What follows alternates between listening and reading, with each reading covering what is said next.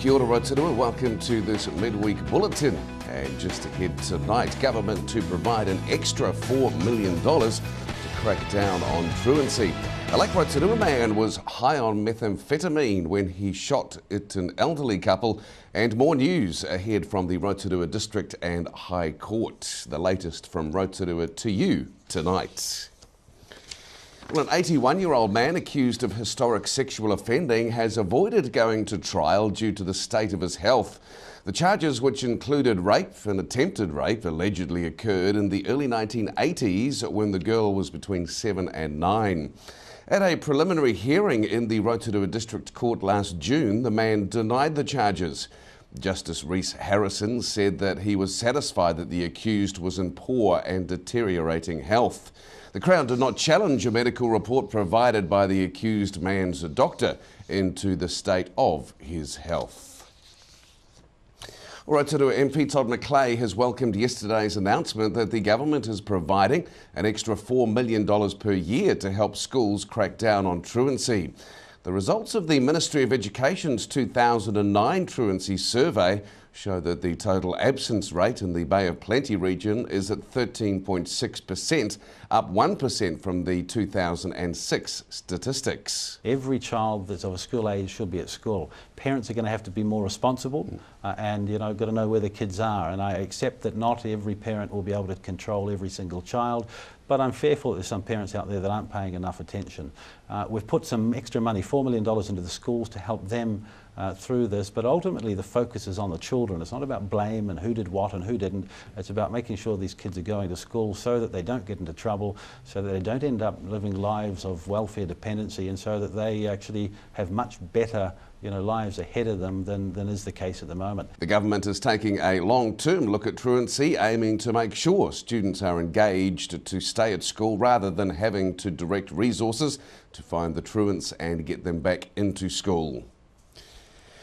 Forensic evidence relating to 2 rifles allegedly fired during a confrontation between family members is underway in the High Court at Rotorua.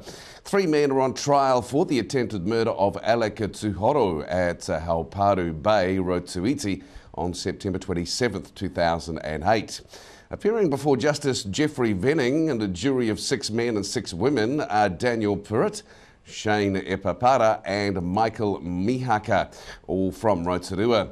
When the trial began last week, each pleaded not guilty to the attempted murder charge and also an alternative charge of discharging a firearm with intent to cause grievous bodily harm.